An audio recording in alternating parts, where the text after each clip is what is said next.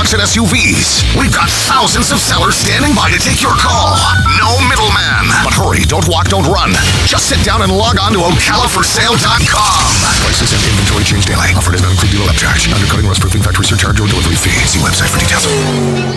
Do you have areas that have started sagging or drooping? Is what you're looking at not quite the same as it was years ago? Are there enhancements you've been putting off? Is there serious damage you need fixed? Then call on us, Damage Control Services, when your roof is sagging and the drywall is drooping after a storm, or your home just needs some enhancements. From damage repairs to new construction, Damage Control Services is here to help. Hi, I'm Leah Caruso with Strive Rehabilitation, inviting you to join me Thursday at 11 a.m. for Health Matters. Ocala Health and Strive have teamed up to bring you the latest information on good health services available to you right here at home. This vital information will help you make informed decisions about your health. So don't forget to join me here at 11 a.m. Thursday. It's news you can use from Ocala Health, Strive, and your friends here at WOCA. Putting the local back into radio. 24 hours a day, 365 days a year. WOCA News. Variety. Information. Now. Keep your arms and legs on the inside at all times.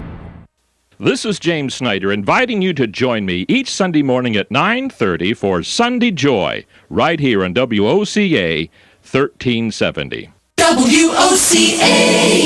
All right, 25 minutes before 8 o'clock. Thank you for tuning in. Gosh, I have a vague memory of a movie, and the premise of the movie was that there was technology where law enforcement could know in advance before a crime was committed and actually stop the crime before it was ever committed. Do you remember that movie? Was it Tom Cruise or something? I can't remember who the movie was. Yeah, I can't either, but it's vaguely familiar. That's not what we're going to talk about, but that's what I was just thinking about based on what we're going to talk about. Marc Goodman is on the phone. Listen to this. He was appointed as a futurist in residence with the FBI. Holy mackerel, that is cool. His book is called Future Crimes. Everything is connected. Everyone is vulnerable, and what we can do about it. It's a novel, but based on his background. Not only that, but my goodness, he is one of the world's leading authorities on global security. He is an Interpol cybercrimes expert. He has advised organizations in over 70 countries on transnational cyber risk. It goes on and on and on. So this is the guy to talk to about the crimes of the future. And I think I was almost a victim of one of them. Marc Goodman. Good morning, Marc. Well, the future is now in some ways. Good morning, Marc. Good morning, Larry. How are you? Pretty good. Thank you. You've been on with us before, so thank you for coming back. Where are you calling from? Today I'm in New York City. In New York. Nice. I love so what do 20 degrees. Some months ago, I had this. What would you call the ransom thing? Mm-hmm. Where my computer froze up, and I had to send money, otherwise my computer would stay frozen up. And I figured out a way to circumvent it and got rid of it. So I was almost a victim. And Kim Commando, I don't know if you know who she is. She does a radio show on technology. Oh, sure. Yeah, and she said there was a police department that actually paid $300 to unfreeze their computer. Mm-hmm. I would love to say there was just one police department. It's happened in Massachusetts, really? Texas, and other countries around the world. You're talking about ransomware, and it's a specific type of virus or Trojan that gets on your machine, locks up all your files so you can't use them, and it then shows you this big red screen with a countdown clock saying, unless you pay this ransom in the next 48 hours, we'll wipe away all your files, your photos, everything goes. Wow, that is not exactly what happened to me. Maybe I had a cheap version of that. Yeah, because I'm not a whiz with this stuff. I have an Apple, and so I just turned it on, and I had like a microsecond to click on the thing that says "Don't allow pop-ups," and I did, and it stopped it. So that was all I needed to do. Okay, good. So future crimes. Tell me, I know it's a novel, but you wrote it as a novel so that it would be more interesting for us to read? Is that why you did it that way? Actually, just to be clear, it's not a novel. It's actually a nonfiction book. So it seems okay. Science fiction. Okay. but it's actually science fact. It's based upon 20 years of research of my own in law enforcement and government, kind of fighting bad guys around the world, and how they're trying to use and abuse the technology of good people. And so I take people through the variety of cyber threats that they face today, and I then take them on a journey to where all this technology is leading them. You know, we hear about all this hacking in the news as if they were isolated incidents. Target was hacked, Home Depot was hacked, Anthem Blue Cross was hacked. But the fact of the matter is, they're part of a trend. We need to look at the forest for the trees and see that there's something bigger going on, and that is the fact that we all depend on technology to help ourselves, to help our companies, to run the government. Our critical infrastructures are all computers, and they're all hackable, and I think we need to deal with that problem. If we look at crime in general, I mean, I know the murders are sometimes because people just to get angry, but a lot of times crimes trace back to money. And cyber crimes almost always are money related, right?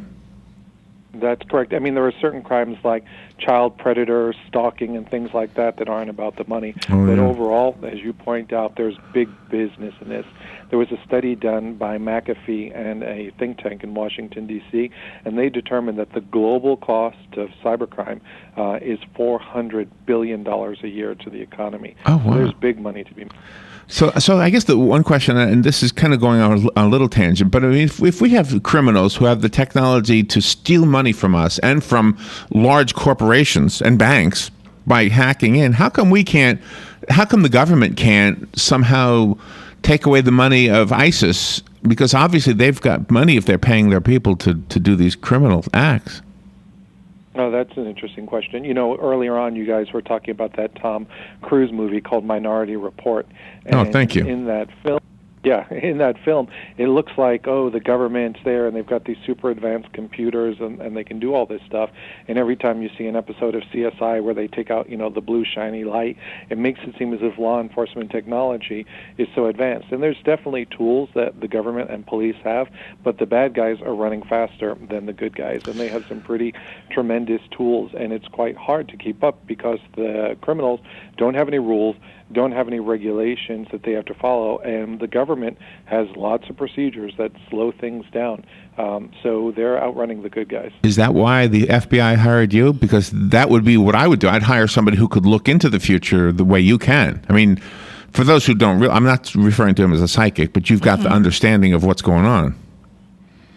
I think what you do is, so because I spent a career in law enforcement, I understand how bad guys think and how they work, and putting lots of handcuffs on people kind of helps inform that position.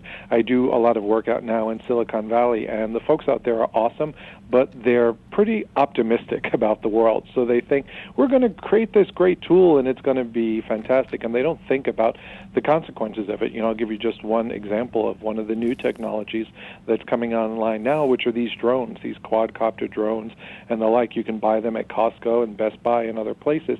And so they're kind of cool. You can go ahead, they're toys, you can put cameras on them, have lots of fun at a backyard picnic, but they can also be used by bad guys, and we've seen examples. In Seattle, there was a woman on the 26th story of her apartment building. She didn't have any neighbors. She always kept her windows open, and one day she was coming out of the shower naked, and she looked out the window, and she saw a drone hovering outside her window on the 26th floor, filming her naked. Why doesn't that guy just get a girlfriend? What is wrong with these? How did he even know she was... Yeah. If he had a girlfriend, he wouldn't be playing with drones. Exactly. He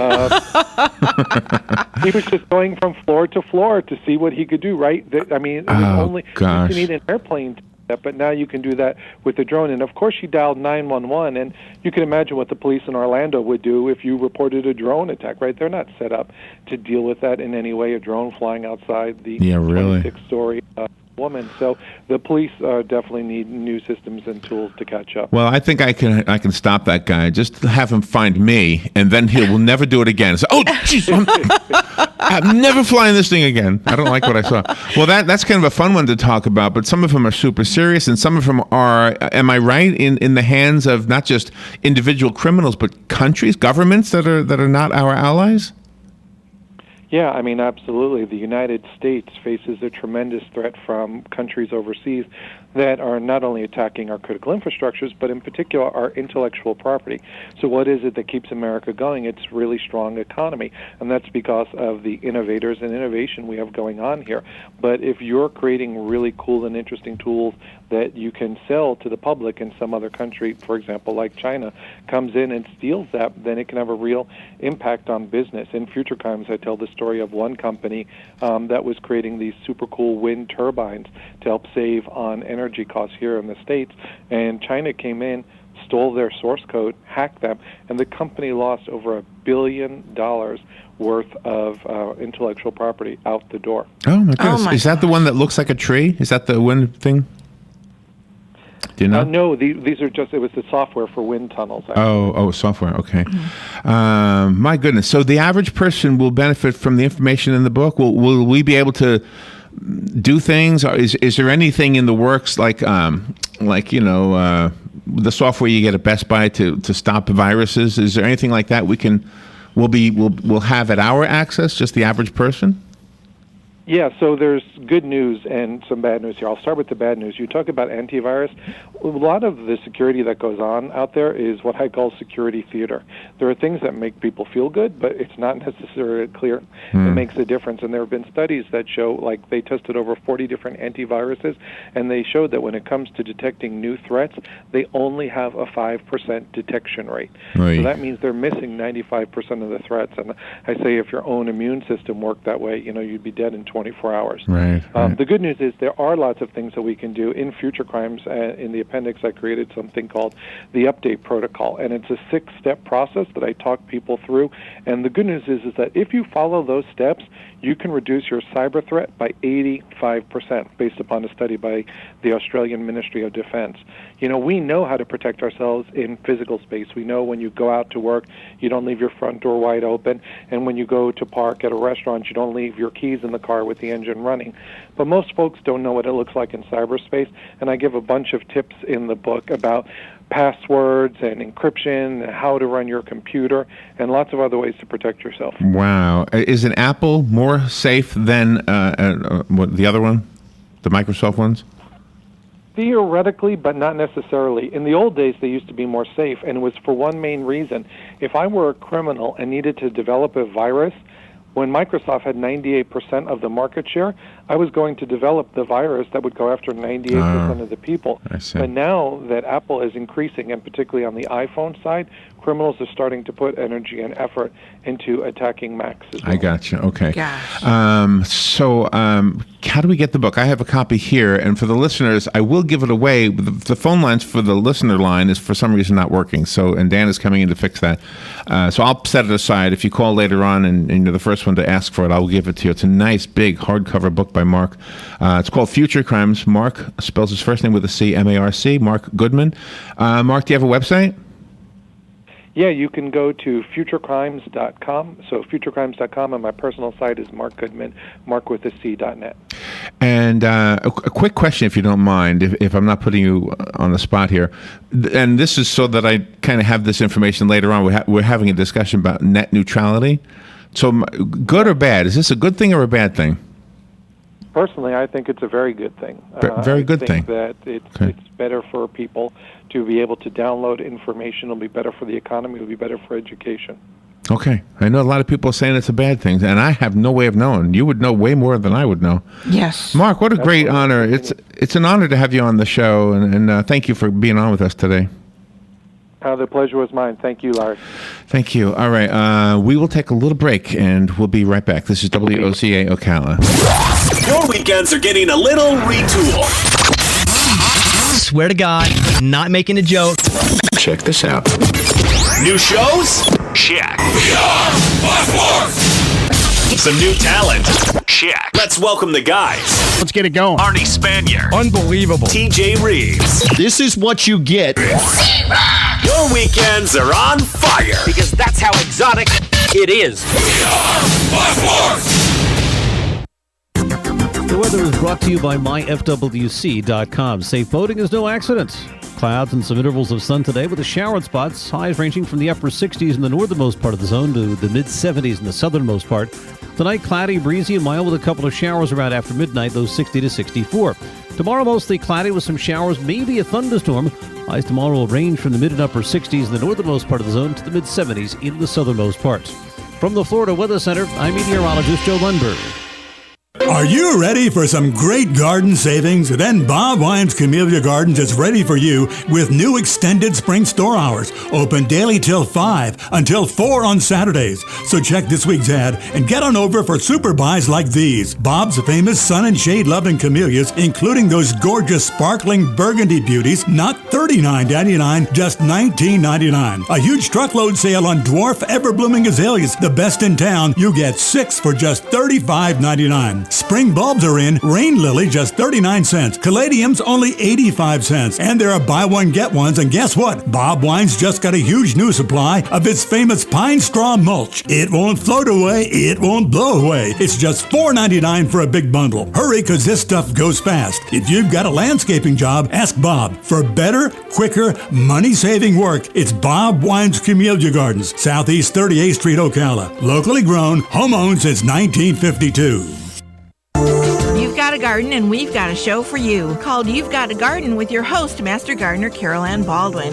Carol Ann answers your questions about your flowers, your veggies, your grass, your trees, even questions about your bugs. And she's only on WOCA, so don't miss Carol Ann Baldwin and You've Got a Garden each Tuesday from 9 a.m. to 10 a.m. right here on WOCA.